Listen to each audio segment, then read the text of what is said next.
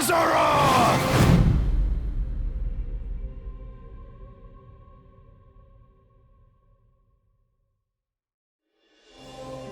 Hi everyone, I'm John Haidt, General Manager for Warcraft, and with me today are my friends Ian Hazzikostas, who is the Game Director for World of Warcraft, and Holly Longdale, who leads up the production team for WoW Classic. I really appreciate you tuning in. I know we're really excited to be able to give you updates on what's happening in World of Warcraft. But first, I want to thank our community for all the feedback you've given us this year, and especially our Community Council. You've helped shape and influence the updates that we've done recently and what you're going to see in the upcoming year. I mean, really, for Shadowlands in particular, the story of the last 9 months or so of this expansion is all about the community, and it's shaped by what we've been hearing from them, and us realizing as a team that we just collectively needed to do a better job of making sure the community felt heard, and so that led us to the changes we made in 9.1.5, but also really re-examining some of the assumptions and foundations of World of Warcraft about things like character investment and mains versus alts, or how catch-up should work, or the appropriate role of friction in our systems. And I think 9.1.5 represented a step in the direction of letting players have more freedom to play World of Warcraft the way they want to play it. And we really built our Eternity's End content update from the ground up around those principles. What are some of the things that the community said that influenced your decisions for Eternity's End? Things like the method and pacing of acquisition of the Covenant Legendary item, tons of tuning, and I think every step of the way, we were listening to make sure that we were carrying forward those lessons learned in the course of 9.1.5 into Eternity's End and beyond. So WoW Classic came about because of the community. Yeah, they continue to help guide and support us as Classic evolves. World of Warcraft has always been about the world and the players that inhabit it. And we are, in a lot of ways, curators and caretakers of that journey and of that experience. And so once this Classic community formed and grew, we had to listen to them. It's this tide of listening to the community and paying attention to what is a good experience for our players now. And where we really saw a sea change in this idea is with our Season of Mastery round, which is a Season of Fresh Start Classic. And initially we were talking about it like it was going to be like a fresh start. Let's try this experiment in a season. It'll be about a year long. And then when the community found out about it, we started seeing this upswell. Yeah, the team just took that idea and ran with it and turned, what started out as a small community project into this Soul of Iron system that became a centerpiece of Season of Mastery and a whole new opt-in hardcore mode that we've seen communities built around. Lots of, thrilling victory and painful defeat. 5 hours. I made it 5 hours. Yeah. And it continues, like Burning Crusade Classic. We wanted to balance the Paladin seals between Horde and Alliance, so we made an addition there. We wouldn't have gotten there without the community's input. So, influence the community, you've got another update, and pretty significant controversial change for this. Yeah, cross-faction play coming in 9.2.5. Which is on our public test ROM now as a big centerpiece. Cross-faction. Yep. You're breaking with a 17-year tradition. Yeah, it's something. It was not an easily made decision by any means, and I think this is another one of those areas where really we try to take to heart community feedback and requests and ask ourselves as a team whether there's a way to accommodate such an earnestly held desire and still feel like we're being true to the roots of the game. I think players desire to play with their friends who might prefer a different faction, or to play with the faction that they more closely identify with, even though their raid group is elsewhere. It's really important for me. I play a lot of alts, and I love absorbing the story for each race, and having that ability to play with all of my friends across factions is fantastic. At the end of the day, the battle cry is for the Horde. It's not against the Alliance. It's not death to the Alliance. It's about pride in one's faction, and I think there's a way to preserve that and even strengthen that while giving players the ability to make the same choice we've seen the greatest heroes make time and time again. I can't wait to do this. I'm seeing a lot of my friends that I never knew had a max level character in the other faction suddenly come out of the woodwork. And then, with these cross-faction groups, many of them are going to be diving into something new that we're doing to kind of cap off Shadowlands, a Season 4. Kind of a remix, a bit of a greatest hits, revisiting all of our raid zones across the expansion, bringing in some familiar older favorites into the Mythic Plus rotation, And we recognize this is kind of a closing chapter, a little bit of a send-off to Shadowlands. As everyone gets ready for what happens next, and what will come next, want to give a fun new challenge for everyone to sink their teeth into. Really cool stuff for modern WoW players. I'm super excited about the gear upgrades that you're going to give me and the chance to go back and play some of those awesome raids. There's a lot to explore. Very exciting. For our next adventure in World of Warcraft, we're going to go back to Azeroth. We're going to a space with high fantasy. I mean, our fans of Azeroth for a long time. This has been kind of the foundation of much of the lore of WoW. So without further ado, let's watch the cinematic.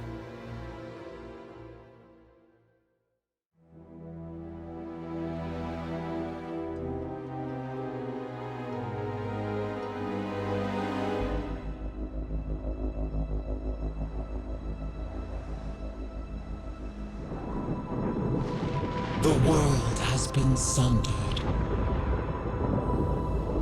It cries out in pain. We must go to its aid. We entrust our ancestral home to you, the Watchers.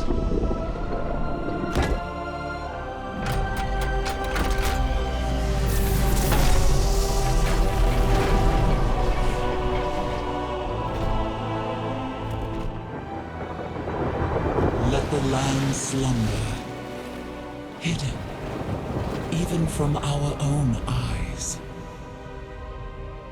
You will feel our return in the waking of the land. Then, you must light the beacon of Tearhold, lest the path home be lost to us forever.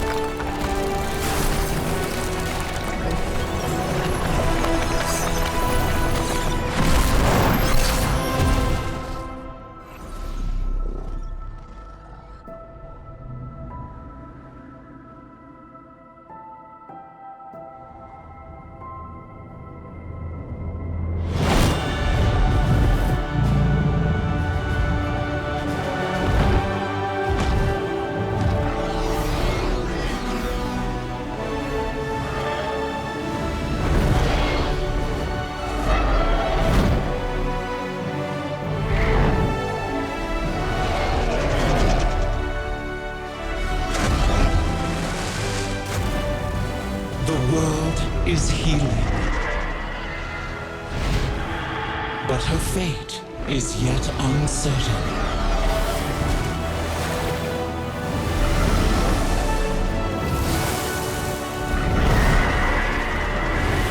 Together, we shall be Azeroth's protectors once again. Here, the new age of dragons shall begin.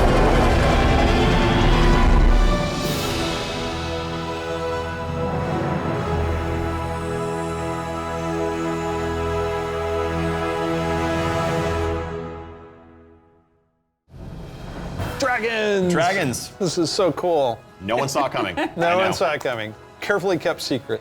But seriously, I mean, what did we just see there? The awakening of the Dragon Isles, the return of dragons, the dawn of a new age. Right, we've seen Rathian searching for his father's legacy, searching for the Dragon Isles. There's a reason why he hasn't been able to find them until now. The beacon going off, is that summoning the dragons? It is removing the concealment that had hidden the Dragon Isles from the world, but also beckoning the dragons back urgently in a time of need. I assume pretty good variety of locales within the Dragon Isles? Yes, the Dragon Isles, as kind of standard for WoW expansion, consist of 5 zones, 4 standard leveling zones, and a new starter zone that we'll get to in a second. Can you talk a little bit about how the team found ways to thread the dragon aspects throughout the environments? The Dragon Isles are a place that is lush and primal, bursting with elemental energy. As Azeroth herself reawakens, those primal forces are expressed throughout the environment, whether it's magma activity, volcanic activity, whether it's the icy wastes of the Azure span, and each one of those has a connection to a dragonflight that we've seen before. And it's going to be an amazing place for players to arrive at and explore. All right, you know I'm going to ask. Yes, okay, so Can I be a dragon? let's start getting into some features here and what Dragonflight means for you as well as just a place. So first off, yes, we have an all-new playable race, the Dracthyr race. Yeah. This is a dragon, a draconic race, but dragons in Warcraft have the ability to take on a humanoid form. What classes can they be? They have unique abilities as literally a dragon. That doesn't quite fit any of our existing classes. And so what we're doing is this is not just a new race, but it's also a new class. You know, adding a new race to World of Warcraft, and not just an allied race, is something that we don't do lightly, but telling this expansion, this story, so focused around dragons, felt like the perfect time for it. So if you are a Dracthyr, you will be the Evoker class. Dracthyr can only be Evokers, Evokers can only be Dracthyr. And the reason why only a Dracthyr could be an Evoker is that an Evoker is really combining the ability to call upon the magic of the different aspects with the unique physical gifts that a Dracthyr has, the ability to actually take flight and do an Onyxia-style strafing deep breath over the battlefield, land on the other side, knock everyone back with a wing buffet, and then unleash your magical abilities. Yes, please. The Evoker has 2 specializations. They're a hybrid of either ranged DPS or healer, and they wear male armor. We figured, you know, with the new hero classes we've added over the years, we have enough melee, we don't need more of those. And also probably don't need any more leather wearers. The raid leaders are gonna love you for that. Exactly, this is definitely a hero class. And so that means that, you know, like the Death Knights before them or Demon Hunters, they will be starting level 58, and then they're gonna have a new starter zone. So they're gonna have a slightly different journey into the Dragon Isles as opposed to the rest of us that are sailing there from other parts of Azeroth. Can you talk a little bit about the customizations? Like what is going to be able to identify my Dracthyr character? Basically anything and everything. You know, skin color, hair color, jewelry, tattoos, other adornments. You can make this character the expression of your identity in Azeroth.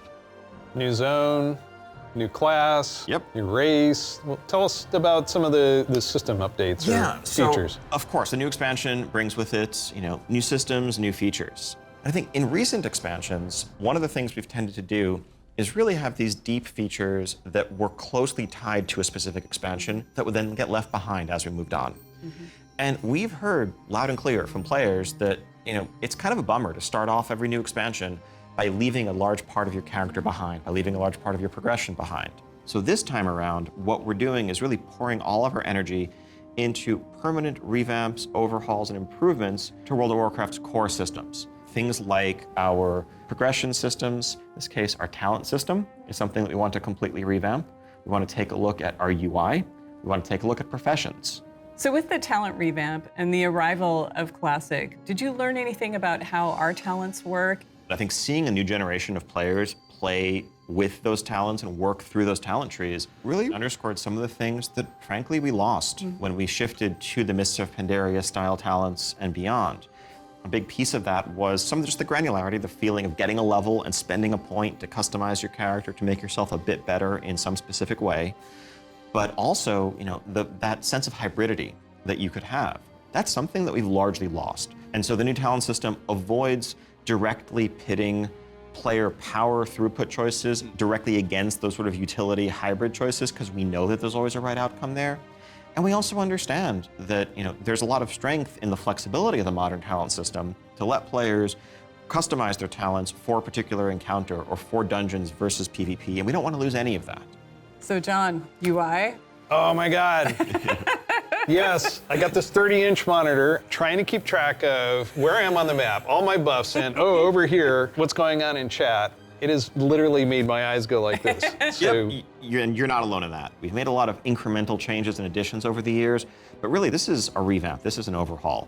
And so we're excited to really modernize the look and feel while staying true to the origins of World of Warcraft. At the same time, we're not looking to take away the sort of power user customization there. Add-ons are still there if you want them, but we want a much better default out-of-the-box experience for all players, new and old alike. and can I reduce elements, remove elements? If I want to explore the world and see the beauty of Azeroth? When it comes to specific elements, as much as possible, we want to let players choose what to show and what to hide so that they can control it themselves. You mentioned professions.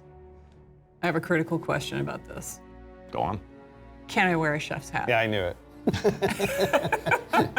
Our approach to professions in Dragonflight is really all about delivering on fantasy and identity as a crafter. And so if you want to be a serious blacksmith, if you want to be a great leather worker, we want to deliver the ability to invest time and energy into that, become a master crafter, be able to make items that are in demand, interact with the community. One of the big pieces that we want to do to support that is a new work order system to have a bit more convenience than just spamming trade chat all day. But if you are someone, you're not yourself a blacksmith, but you have a bunch of mats and you want them forged into a great sword, you can put that work order up, list your mats, offer a commission, and a skilled blacksmith can come along and make you the weapon of your dreams. I think we left out one thing, though. You can be a Dracthyr, go to Dragon Isles. Can I have a dragon? What's the fantasy of dragons, if not soaring over the lands? And so we're really excited to introduce a feature that we're calling Dragonriding. It's dynamic with everything from momentum to dive bombs, the ability to just sort of build that speed up and feel the world rushing past you in a way that should be much more exciting than traditional flight that we've made available in the past, but that's also available for players through a customizable dragon mount right from the start. So this is a skill you learn over time, right, to become an awesome dragon rider? Yes, you'll be able to sort of upgrade aspects of your flight, but you will have this new form of flight from the start. And the Dragon Companion that you have is, of course, very thoroughly customizable, which is a new thing for us for mounts. This is not just a generic dragon that everyone has, but a drake that is yours. What do you want its scales to look like, horns, the shape of its head, other attachments, armor pieces, and more. Take your pick. This is so cool. So the Dragonflight expansion is going to see players leveling to 70, going to the all-new continent of the Dragon Isles, which consists of 5 zones, 4 standard leveling zones, and a new starter zone for our Dracthyr class, as well as a range of systems revamps, such as a new talent system, an overhaul and update to our UI, and an entirely fresh look at professions with more depth than ever before. Also getting around the Dragon Isles is going to come in the form of Dragonriding, which lets you customize and upgrade your own mount so that you can fly in a sense from the start. And of course, as with any new expansion, we have a new set of dungeons, a raid, and much more to come. We also have an alpha that will be starting up in the future. Check out our website for more information and keep an eye out for those opt-in signups if you want to help us test out Dragonflight and give us even more feedback to make it better. We do have a deep dive that follows this, so please stay around. Classic players, we haven't forgotten about you. You could probably guess where we're going to go next. One of the all-time favorite expansions for World of Warcraft. Let's watch the cinematic.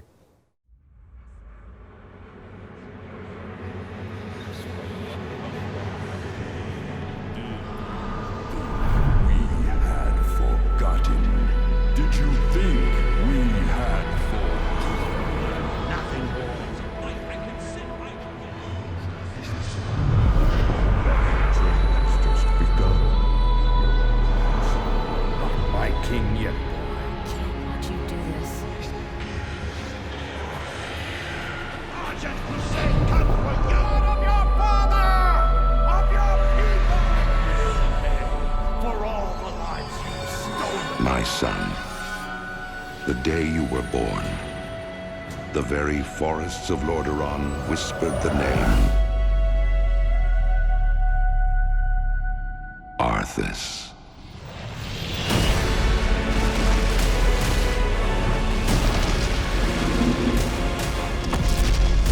When my days have come to an end,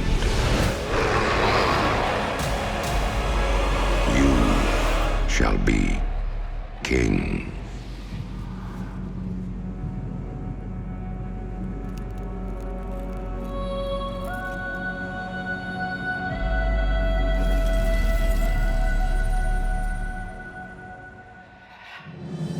It's just incredible, isn't it? Every time I see the cinematic, I get chills. No pun intended, I get chills. As you saw, Wrath of the Lich King Classic is coming this year. It brings back so many memories. When you see that cinematic, what do you remember from Wrath of the Lich King? Anytime you want to talk about undead frozen dragons, how can you not go back to Sindragosa as the source? That was the first expansion I played with my youngest son.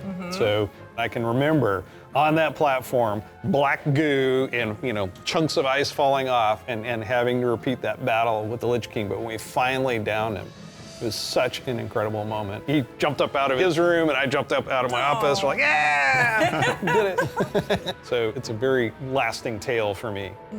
So as you know, with this expansion, you will, in pre-patch, be able to play the Death Knight. They will start at level 55. You don't have to have a high-level character to make a Death Knight, so everyone will be able to make one. We're excited to give players some time before Wrath officially launches to get geared up and ready to jump into Northrend with everybody else. And there are so many zones and areas to explore in Northrend, and I want us to talk about some of our favorites. So for me, Grizzly Hills has a very special place in my heart. The music was some of the best I've experienced in World of Warcraft. I still make my way all the way up to Storm Peaks to try and find the time-lost Proto-Drake and have yet to get it. I've got to say Dragonflight. The wide open nature of the zone, Wormrest Temple in the center of it, it's an unforgettable expansion as both a developer and a player and kind of making that transition from one to the other. Now let's talk about some changes. So one thing we looked at is Dungeon Finder, and it feels like how we envision Classic, Dungeon Finder is not a good fit for our community. That was kind of the first step that may have eroded some of that social fabric. Now, as people have gone through the experience of going back to vanilla, rebuilding those groups, relying on each other,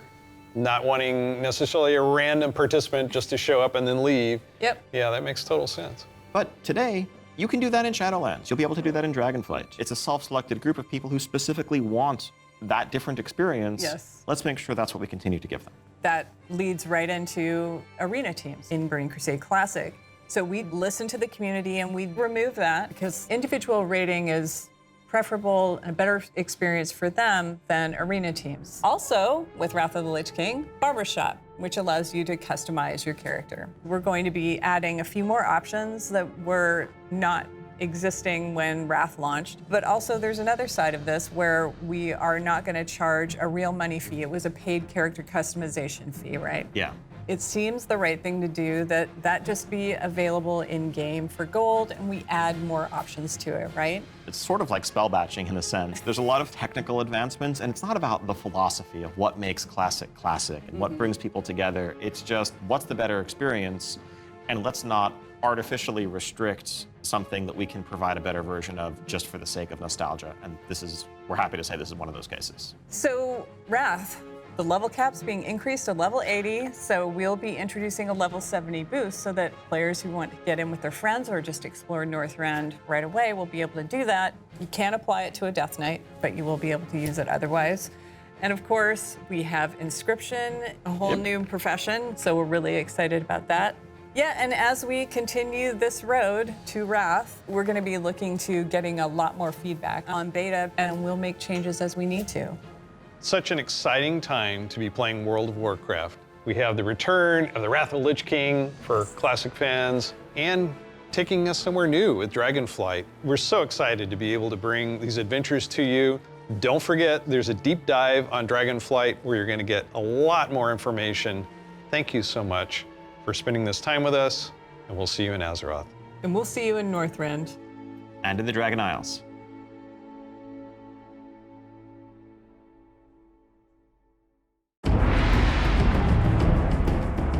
Hi there. Welcome to the Dragonflight Deep Dive. I'm Steve Denuser. And I'm Taryn Gregory. Starting it off here, we're going to talk about the setting and the story of Dragonflight. We've got this great expansion, exciting pre-render trailer that everyone just watched. So let's talk about the setting for Dragonflight, the Dragon Isles. Dragon Isles have been known for a long time in Warcraft history as a mysterious place where the dragons came from long ago, but we never knew much more than that. We're going to this place that is kind of the broodlands of all the Dragonflights, the place where they nested, where they built their civilization. The Dragon Isles was the center of the dragon's kingdom when the world was young and the mortal races were just starting to form kingdoms of their own.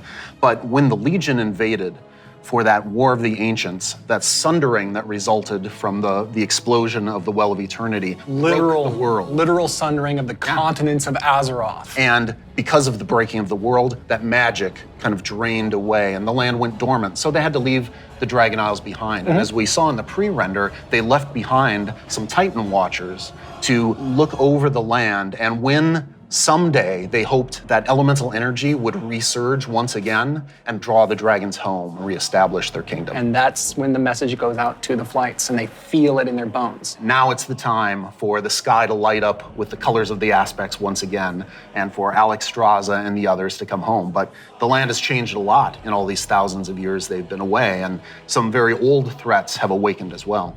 We're looking into the culture of dragons as they exist in Warcraft. Dragons, as we know them today, were very different in the early past, the early history of Azeroth. They were much more primitive, much more savage, what we now know as proto-dragons. And then some of the dragons were empowered to become the aspects. The green flight, red flight, blue flight, bronze flight, black flight, each with unique powers, each with the ability to protect the world in different ways. These pillars of draconic power appointed to defend Azeroth from threats within and without. Dragons used that power both for good, in the case of most of the aspects, but also for nefarious reasons in the case of the Black Dragonflight led by Neltharion, who would become Deathwing. And what we will find in Dragonflight is that some of these ancient divisions run deep. And so it begs the question, where do we go from here? If this is an opportunity to reclaim their legacy, to be the protectors, as the cinematic mentioned, that they once were.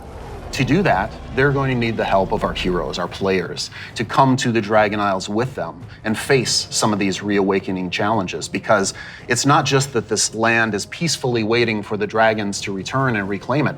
There's those old enemies that have awakened as well. Yeah. One of those being a race of kind of elemental half-giants, the Jarradin. The Dragon Isles isn't just populated by dragons or just by the Jarradin. There's also many other occupants here in the Dragon Isles that have been here either just recently or for a while, including a fan favorite coming back, the Tuskar. That's going to be awesome. We've got other cultures there as well in the Dragon Isles. We're going to find out about a civilization of centaurs that predates the ones that arose on Kalimdor much later.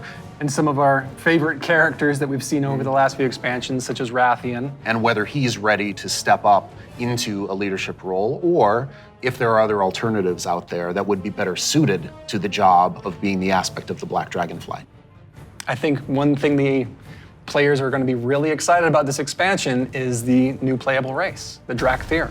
That's right. And this is something that Neltharion, before he was Deathwing, before he went full crazy world dragon, that he put into motion. Neltharion saw those primalists that were kind of breaking away from the aspects and what they wanted. And so in those first experiments, he took the essence of dragons, their strength, their nobility, their wisdom, and he combined it with that scrappiness, that adaptability that the mortal races had. And he wanted to use that to create the ideal soldier in his mind, the Dracthyr. Exploration is really one of the key themes of this expansion. We're going to be going to this ancient place that the dragons left behind long ago. So we've made these huge zones with all kinds of places to delve into and find little treasures and little secrets tucked away. It's going to be a lot of fun for players to be exploring these landscapes. And there's so much architectural history and how clearly aspirational was the kingdom of the dragons and how it lost so much. And the themes of trying to return to that, to try to find your legacy, to try to figure out who you were before everything went awry.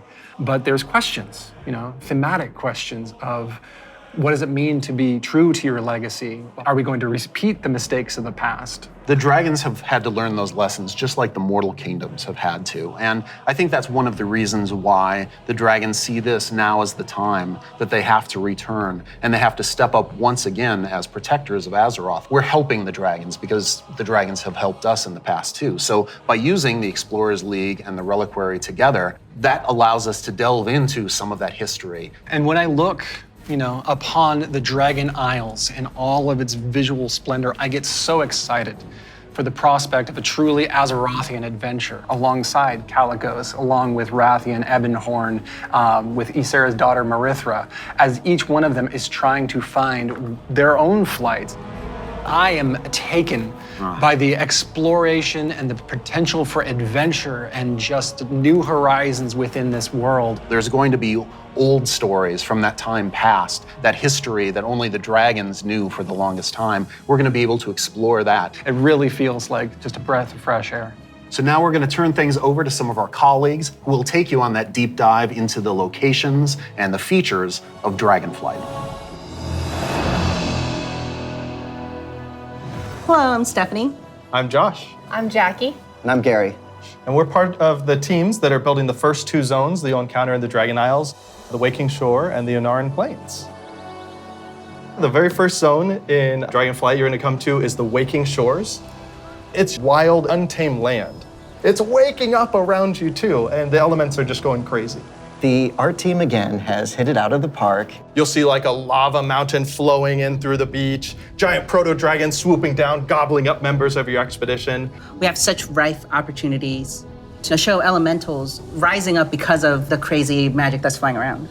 The one of the things I love is just how you get to the Dragon Isles, right? So you're gonna get on your boat in Stormwind or Orgrimmar, and the first thing you do is sail between like the dragon ruin architectures.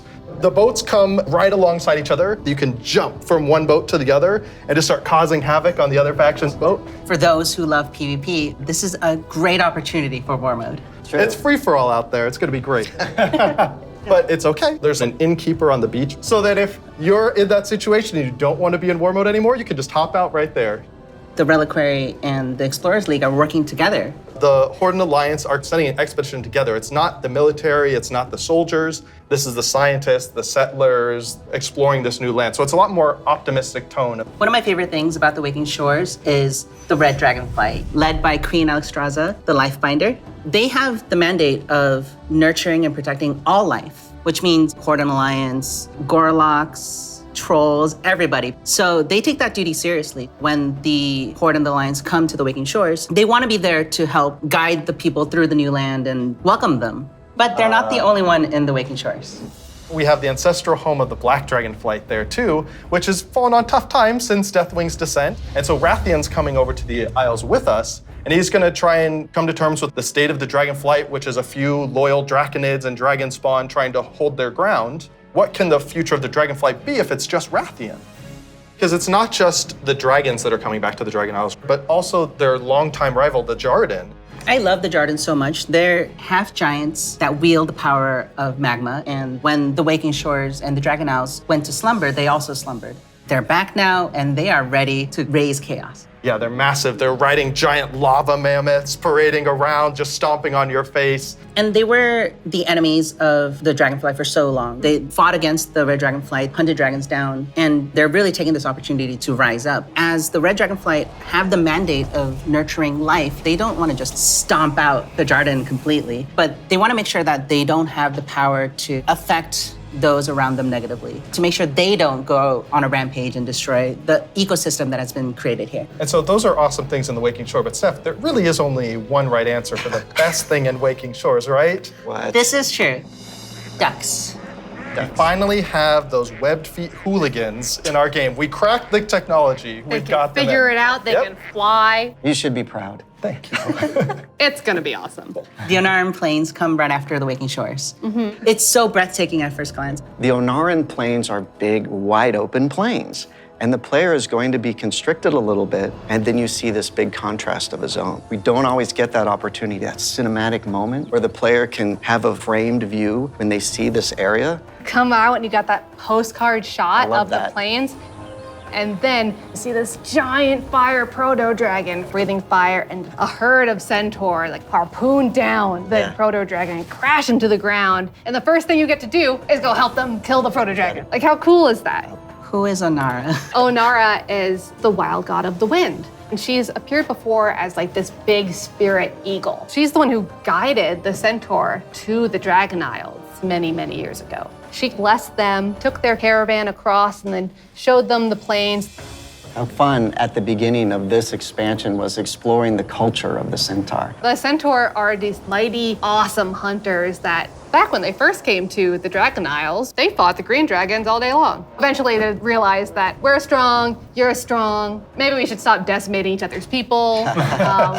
We'll make peace, we'll make an agreement. You guys hang out in the groves and the centaur will hang out in the plains. But now, the dragons have been gone for 10,000 years. And the centaur have come so far since then. And they've been here, and they've been existing and developing their culture. They all came over as one clan led by the mighty Maruk and Tira, and they founded a new life here.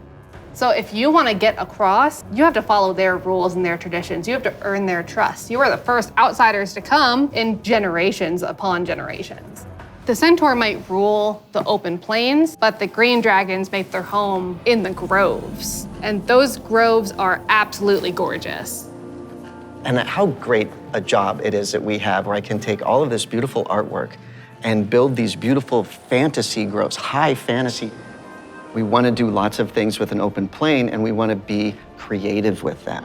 But we're restraining ourselves by letting the zone sing, letting the horizon tell the story. We certainly couldn't have done that in the vanilla WoW. No, definitely not. The zones are so big and you can see so far, especially in Ohn'ahran Plains. So we talked to the engineers and we actually increased that distance. It spurs you on to want to adventure and look through the zone and explore everything. The interesting thing for me is we have all these conflicts with the dragonflights. There's missing dragons, there's battles, there's so much crazy stuff happening, but that's not really all we're doing. There's so much extra fun activities for people to do. And the greatest thing is that you need to figure out exactly what's going on and help solve all the problems that are just sprouting up everywhere. We're just really excited to tell a story that's grounded in Azeroth and exploration. There's so much more to talk about. But now we're gonna have some folks talking about the next two zones that players are gonna experience in the Dragon Isles.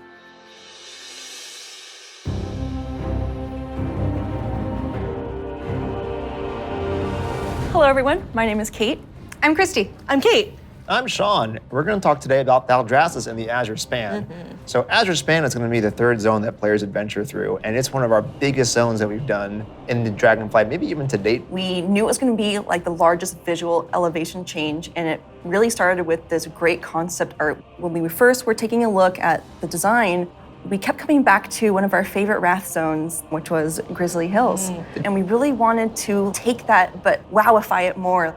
And I don't know if you've ever been up to the Bay Area, but in the morning, that coastal fog comes in and dips down into the redwoods and that sun shines through. That's really what we wanted to encapsulate with this forest. And not only we have redwoods, but we've got all different types of trees. Eventually, it'll break open into this wide open tundra that's just golden and red, and you'll reach up to another level of elevation where you get to see the snow. The majority of the zone is covered in snow and ice. We have giant frozen waterfalls, ice rivers as far as the eye can see. And Sean, I know in the forest, we can expect our first creatures. We have a small group that lives there called the Gnolls. These Gnolls are all throughout the forest and Azure Span. They've made this their home. Some Gnolls with strange magic that we're going to find out what exactly that's about. Snow Gnolls, or as I call them, the Snolls, up in the winter area. And then some regular Gnolls that are just going to be around the forest area. So then we go into the big open tundra where we meet our second group, the Tuskar. It's going to be really neat to explore their culture a lot more. And those kids are adorable. I absolutely love the Tuskar. Honestly, all my downtime's probably just me hanging out with the Tuskar. So it's been a little while since we've seen them. We remember the Tuskar from Wrath of the Lich King. They're also getting a nice cool up-res for their models, along with expanding their culture. So there are going to be male Tuskar, female Tuskar, Tuskar kids. So we're going to fight alongside them, which includes help from a certain group of dragons, the blue dragons. We're going to follow the story of Kalagos, our blue dragon buddy from the Kirin Tor, and he's going to be adventuring into Sindragos's archives. It's a giant zone. There's a lot of surprises. When we're done there, we head over to Thaldraszus. Thaldraszus. It's really incredible because you will be going through some of the previous zones and seeing a lot of ruins for the dragon buildings. But when you get to Thaldraszus, everything is perfectly intact. It's beautiful. It's pristine. It is the seat of power for all 5 dragonflights and home of the dragons. It feels that way with the huge vertical mountains. We've got these great cave systems where you may end up finding little dragon hordes. My favorite Dragonflight right now is the Bronze. They've got a really cool area in Thaldraszus, and their magic is time. There's so many cool story hooks that we could dig into there. There's so many cool gameplay options. And we have a little bit of an adventure for players. It's gonna be a lot of fun. I can't wait. We really wanted it to feel like their old stomping grounds. One of the really cool features is going to be the main city and player hub for this expansion, Valdrakken. It is a culmination of all of the dragon's efforts to put together what a city would look like. So we ended up having a bunch of really fun small vignettes where you see that the blue Dragonflight is hosting a public library, and the red and green Dragonflights both have their own separate gardens. We'll also have some convenience services for players, including an auction house in the city, which will be really nice if you're looking for more exotic wares. The thing that really sold me on Thaldraszus was the initial concept art we got of Tyrhold. Oh, yeah. Wow. And this is a 10,000-year-old Titan technological marvel. Tyrhold has these awesome aqueducts that actually come out from the structure all the way to the city across the valley. And in the cinematic, there's just this amazing shot where you see Alexstrasza swoop under one of them, and there's splashes of water cresting across her wings. So when players are flying around themselves, they get to have their Alexstrasza moment. What an incredible place, and filled with so much history. Tyrhold was built by Tyr. He was a Titan Keeper back in the day who helped the Aspects fight Galakrond. And when they settled on the Dragon Isles, he built this facility. And even though Tyr's gone, the dragons have held him in reverence. But that was 10,000 years ago, and they've let the Titans maintain the place. An incredible amount of history has happened since then. Flights have been nearly wiped out. There have been invasions, betrayals, Aspects have died. And these are the kind of things that leave marks on a society. So now they're all back here, and they're all here together. As we were designing the zone and the city itself, we're trying to figure out, how do we tell those stories at the same time as making sure that this is a really convenient place for players to go and, go shopping, as they tend to do. So much adventuring happening on the Dragon Isles. It's so cool. As a player, you probably don't have your own dragon wings. You are going to learn the art of dragon riding. It's so vertical, and I'm just excited to dive off the tops of towers and swoop under things. It's actually one of the things that we're about to learn about next. Hi, I'm Jake. I'm Andy. I'm Kali. And I'm Graham. And I'm really excited to talk to you guys today about the Dracthyr Evoker, our new race and class coming in Dragonflight. We're here to talk about not only the Evoker, but also Dragonriding, which is our exciting expression into the exploration of the Dragon Isles. We knew with a dragon-themed expansion, we wanted to let you play a dragon. Not a big dragon, Alexstrasza size. That'd be tough to fit into raids. I'm sorry, Jake. Okay. I know. It's fine. But a draconic humanoid. So the Dracthyr, created by Neltharion. And like our other hero classes, you get to choose if you want to start on the Horde or Alliance side on character creation. So let's talk a little bit about the Evoker, the class they can be. What's unique about it is because the Dracthyr are created by an aspect, they have the ability to wield the magic of all 5 Dragonflights. So Evokers can take advantage of red magic and blue magic and bronze magic. And to show that, we created a visual, what we call a prismatic effect. This prismatic effect is basically the coalescence of all their energy as they channel it into whatever spell that they're going to cast. You have a red magic spell called Pyre. So when you shoot it out of your mouth, it twirls in the air with all 5 of the Dragonflight's magic as it turns into the red spell before landing on your enemies and exploding and hopefully burning them. I'll take that one. Getting that vibe across that they use all 5 was really important to us, but we did want to make sure that each specialization focused on 2, because casting 5 different colors gets a bit messy. So their damage dealer specialization, their first of 2, Devastation, mostly focuses on red and blue magic. Red being very fast and explosive, burning everything with Pyre. whereas blue is more focused and overwhelming. You can shoot a beam of energy out of your mouth to disintegrate one single enemy in front of you. There's a healer spec called Preservation. The healer spec is going to focus mostly on your green and your bronze magic. So your green is going to be evocative of the Emerald Dream, your growth and your nurturing spells. And then you have your bronze magic, which is going to be more timey-wimey. So you get to heal a wound faster. So in addition to the visuals and the animation, which all make you feel very powerful, we really wanted the player to have a physical connection to the cast. We have a new type of spell called Empower, where when you actually hold down the button on your keyboard, it charges up the spell. The longer you charge it up, it might do more damage or hit more targets depending on the spell, but it gives you this really physical connection and control that's new for World of Warcraft and I think is feeling really, really good. We have some great animations. Thank you, Andy, your team. You love it, Andy. You feel physical when you're casting your spells. You can actually fly around the battlefield and cast while you're flying. Raining fire and death from above. It's great. In addition to the gameplay, though, another part of feeling draconic is looking like a dragon. Well, we talk about dragons breathing fire, but you know what's actually fire? What's actually These fire? customizations. Oh my goodness. But no, they're really, really They're cool. awesome. Because you have both your draconic form and your humanoid form. And the customization options for both of them are amazing. They're very good. What about color? Just tell me you tell can us about change the the color. You can do a lot of matching. So your visage form can have scales that are the same color as your Dracthyr form. But my favorite, super favorite part of customization for the visage form, hair. Yeah. Because I can actually do this in game. Yeah. The tech is here. We finally did it. As players make their way through each of the areas of the Dragon Isles, they'll partner up with the Dragonflights to move through the air as they've never done before. You'll notice I did not say flying, because flight has a very specific meaning for World of Warcraft. Yeah, it does. And we're talking about something new called Dragonriding. And as the players are honing their dragon riding skills, they're going to get to see all new animations that go along with the different look and feel of the drakes. We're aiming to shake up movement with this new system, providing players with a deeper immersion with forces like momentum and gravity. We knew that for Dragonflight, we were going to have the opportunity to show players a whole new set of Dragon Isle drakes, completely unique from all the other things they've seen in World of Warcraft. And so we wanted to come up with a movement system that would add that sense of physics, weight, and gravity, like you were mentioning. We knew it was going to take a huge team effort, not just animation, but it was going to take effects. It was going to take the engineering team, who we rely on heavily, and that combined with some new animations really helps to lend that feeling of physics as you move through the air in ways that you haven't before. And the icing on the cake is going to be some really cool effects that we've added on top of all of that. So for example, when you start hitting maximum velocity, you're going to see contrails coming off the edges of the wings. And then as you do your rolls and spirals, you build up more and more speed. There's going to be some screen effects on the display to indicate that you're reaching maximum velocity, which really adds to the overall kind of immersion and sense of reality. As players make their way through the Dragon Isles, they'll discover new cosmetic options to fine-tune their Dragon Isle Drake's appearances. Things like snoots, horns, tails, elusive Dragon Isle Drake armor, and more. Can I have spikes? Definitely. Okay.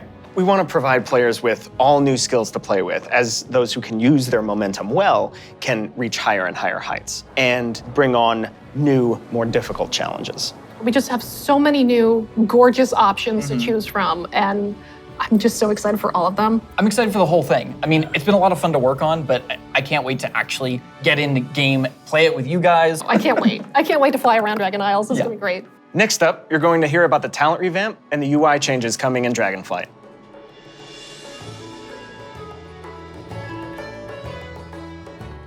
Hello, my name is Brian. I'm Crash. I'm Jay. And I'm Laura. We are very excited to share we are finally revamping the WoW HUD UI. And it is also time for a major revamp to talents and specializations. I have a big question for the group. How long do you think it took for us to finally revamp the WoW HUD? My guess is like 15 years. Close, 18 years. 18 years. 18 years. Wow. You know, technology has changed a lot since we made the UI back in 2004. Now you have like bigger monitors, and we have better dev tools to work with. So it makes sense to have the revamp right now. Also, if you look at the game today, the art evolved beautifully over the years. And if you look at the HUD looks like it got frozen time.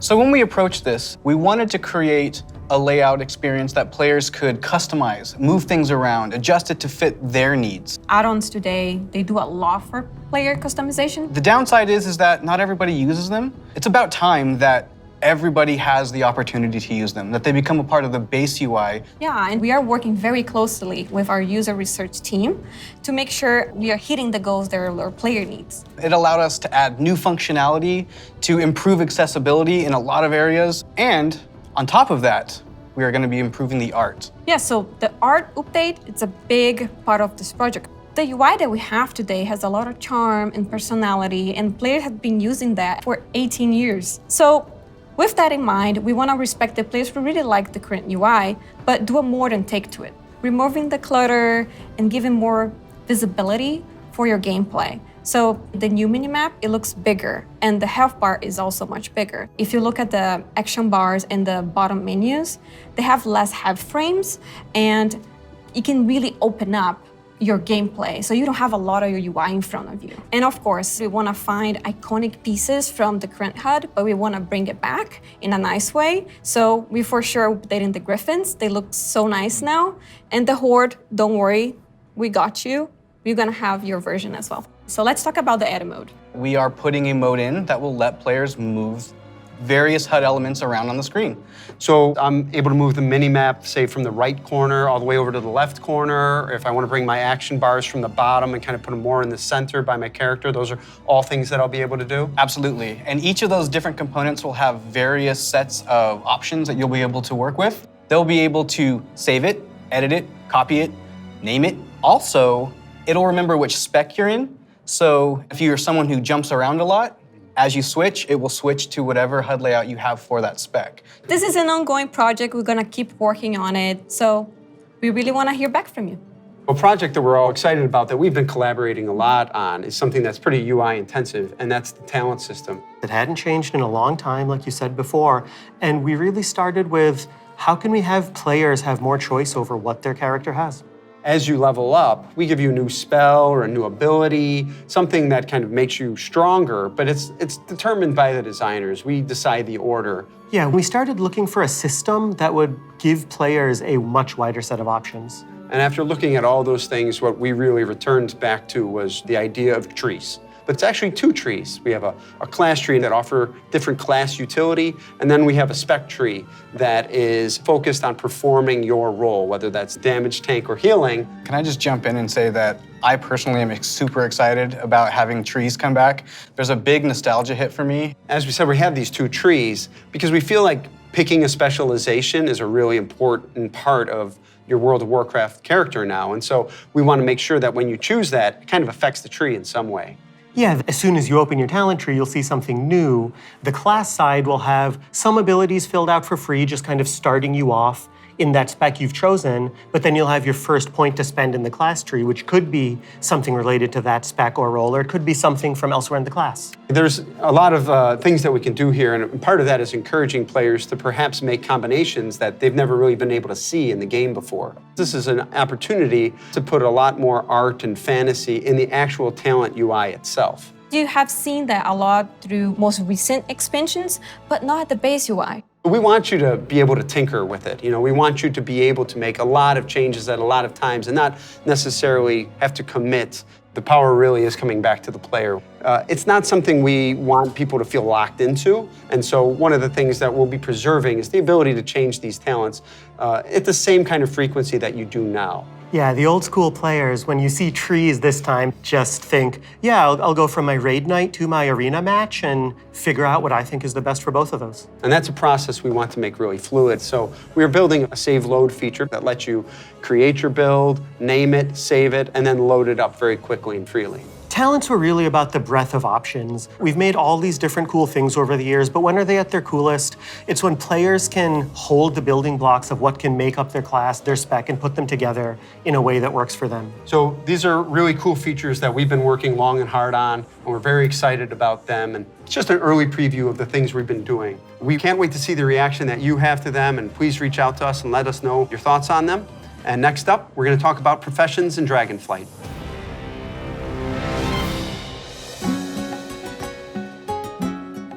Hi, Hi, I'm Joanna. And I'm Eric, and we're going to talk about our plans for professions in Dragonflight.